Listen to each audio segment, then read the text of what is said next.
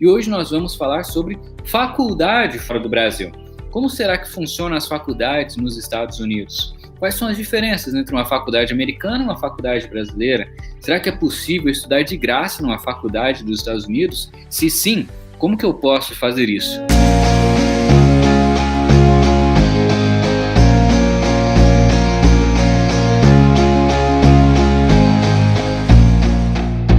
O que você imagina quando você pensa, tal cara passou em Harvard, o que vem na sua mente? Qual que é o estereótipo? Tenho certeza que vai ser muito semelhante ao que eu imagino, né? A gente imagina um cara super nerd, um cara que teve professor particular, um cara que vem de uma família rica, um cara que teve uma estrutura familiar, um cara de QI alto, um cara que estuda mandarim de manhã, inglês à tarde, pratica música de noite, um cara, sabe? A gente tem essa pegada, né? Só que a minha história é totalmente o contrário disso. Eu tinha tudo para dar errado.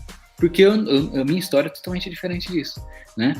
Com 16 anos de idade eu mal sabia escrever, né, uma redação em português, porque eu era analfabeto funcional. Só que eu sempre fui um cara muito insistente, sempre fui um cara muito perseverante, sabe? Eu sempre fui um cara sonhador, só que não só o sonhador que sonhava e ficava só no sonho.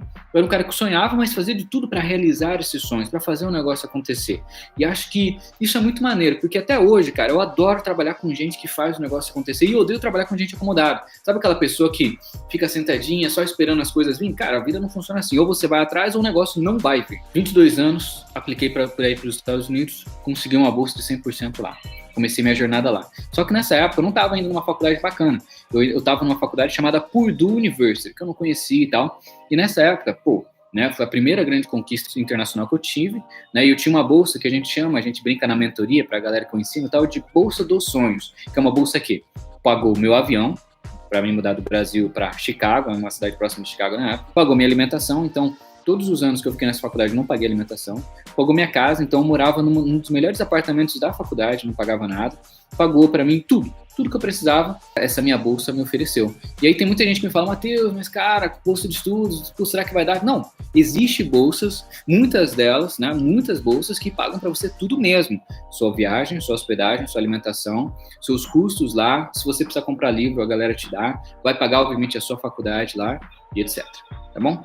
Fui para lá, fiquei 1 ano fazendo engenharia mecatrônica nessa faculdade, e aí eu pensei o seguinte, Purdue University, e era uma faculdade boa, eu não sabia disso, mas o primeiro homem a pisar na Lua tinha se formado nessa faculdade, que é o Neil Armstrong, né? E eu falei, maneiro, né? Mas mesmo assim eu queria mais, e eu tentei aplicar para outras faculdades, né? E foi aí que eu comecei a entender o que era summer job, como que era a pegada internacional, quais eram os programas que eles tinham, as bolsas que eles tinham, e eu comecei a me inteirar um pouquinho mais naquilo lá, isso com 22, 23 anos de idade. Eu nunca tinha conseguido uma oportunidade no Brasil. E eu sei que aqui no Brasil a gente tem toda uma pegada de julgamento, né, pelas suas roupas, vestimenta, o jeito que você arruma seu óculos, cabelo e tal.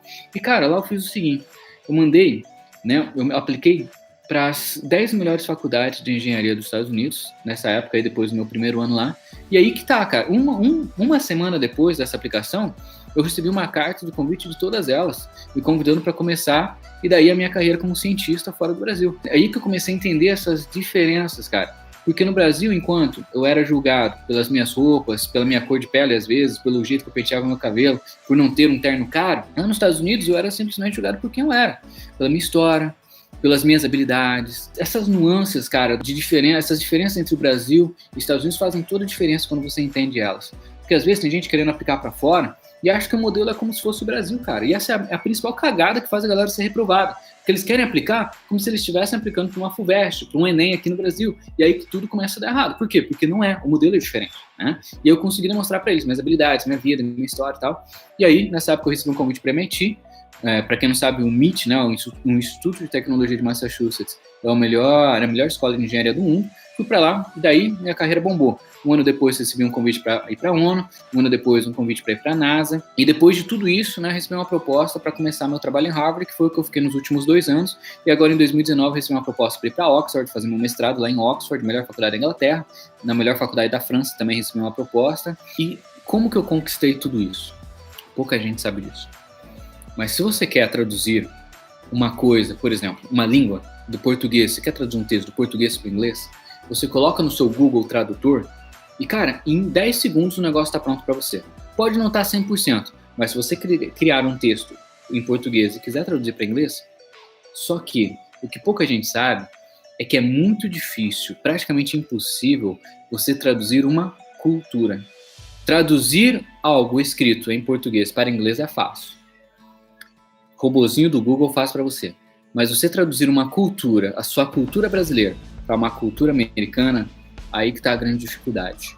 90% das pessoas que não passam numa universidade fora do Brasil, e não só universidade, como em oportunidades, tipo essa que a gente fala para vocês, Summer Job, Work and Travel, English Camp, Summer Camp, Winter Job e etc., elas não passam, não é por maldade, não é porque elas não são inteligentes, não é porque elas não são preparadas, mas é porque elas não conseguiram entender a cultura internacional.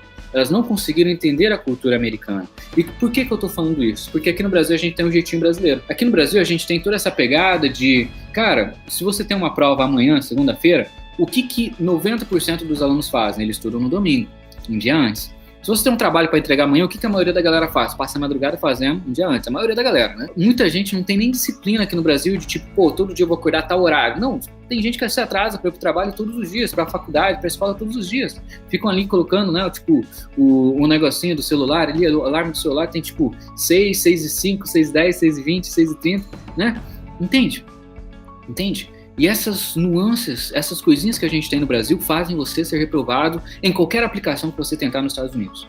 Por quê? Porque se você não entender como que é o modelo internacional, como é que é o modelo que um americano pensa, cara, você não vai conseguir passar. Se você está numa entrevista de emprego aqui no Brasil, o que geralmente a galera pergunta para você, né? Ela vai perguntar, e aí, cara, conta aí um pouco do seu currículo, do seu diploma, do que você já estudou. Já começa por aí. Quem disse que os seus diplomas, os seus documentos significam alguma coisa? Muita gente coloca esperança demais numa folha de papel. Enquanto lá fora, a galera não vai julgar a sua folha de papel. Dane-se, cara, se você estudou na melhor escola privada da sua cidade. Dane-se se você estudou na melhor faculdade do seu país, cara. A galera não vai se importar com isso. O que eles vão se importar? Com o conhecimento que você tem. Entende? É diferente. Você pode ter tirado 10 na sua faculdade, na sua escola, cara, na sua vida inteira. Se você quer aplicar para uma oportunidade internacional, você precisa necessariamente vivenciar o modelo internacional. Se você não entender isso daqui, cara, você vai ser eliminado na hora. Por quê? Se você chegar lá, como se fosse o fanfarrão, entregando um papel, só tirei nota 10, cara, e achando que isso vai ser suficiente, não vai ser, cara. E aí, a mensagem ao contrário também é, se você não foi tão bem no seu ensino médio ou na sua faculdade, ainda há esperança. Por quê? Porque é muito mais importante suas vivências do que um pedaço de papel. Vamos lá para outro exemplo aí, dessas nuances que a gente tem, né, do Brasil e Estados Unidos. Quando você vai para uma entrevista de emprego aqui, o que você faz? Você coloca o seu melhor terno, se você é uma garota, você coloca a sua melhor roupa, né? Você vai lá, geralmente preto e branco, né? Muita gente faz assim, você arruma o cabelo de um jeito diferente, passa maquiagem, arruma a barba e tal. Não é por quê? Porque aqui no Brasil, a maneira como você se veste é muito importante. A maneira como você se apresenta é muito importante. Como as pessoas te veem, sabe, por fora é muito importante. E aí eu vou te falar um negócio. Sabia que lá nos Estados Unidos, para muitas entrevistas, o recrutador não pode nem ver o seu rosto? Por quê? Porque eles querem avaliar quem você é por dentro.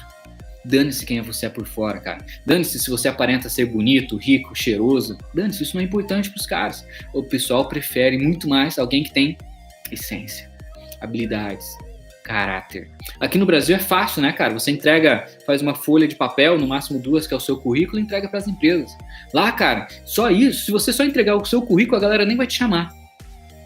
Por quê? Eles querem saber da sua história. Eles querem saber do seu caráter, dos seus talentos, das suas qualidades. Eles querem saber, entende? Quanto mais você entender essas nuances, mais você vai conseguir ter uma aplicação que vai, de fato, conseguir passar, que vai ser de fato aprovado por uma faculdade. Se você aplicar como você aplica para o Enem aqui no Brasil, achando que é só você estudar para o seu ensino médio inteiro, fazer uma prova em um dia só ou 2 domingos e tá de boa, cara, você está completamente enganado. A galera quer realmente saber a sua vida inteira. E quando você sabe disso, você tem a capacidade de se preparar. E é o que eu sempre falo para vocês. É o conhecimento que abre oportunidades para vocês. Porque eu tenho certeza que muitas pessoas que estão me assistindo aqui nem imaginavam essas coisinhas. Mas quando você sabe, você começa a se preparar. Por quê? Porque você começa a jogar o jogo internacional. Você sabe do jogo brasileiro, que a galera é manada. Só escola, faculdade, trabalho, casamento, pá. Não, pô. E você começa a jogar um outro jogo. Um jogo mais internacional. Em que, de fato, tudo aquilo que você conquistou na sua vida faz sentido. E aí você começa a se preocupar com todas as suas habilidades, né? Não só com as suas notas, porque nota não é habilidade. Você ser bom em matemática não é necessariamente uma habilidade, né? Você pode ser bom em muitas outras coisas. em música, em dança, em esportes, você pode ser bom em falar em público, você pode ser um bom líder. Cara, por que você não está usando isso nas suas aplicações? E é exatamente esse o ponto que faz a diferença.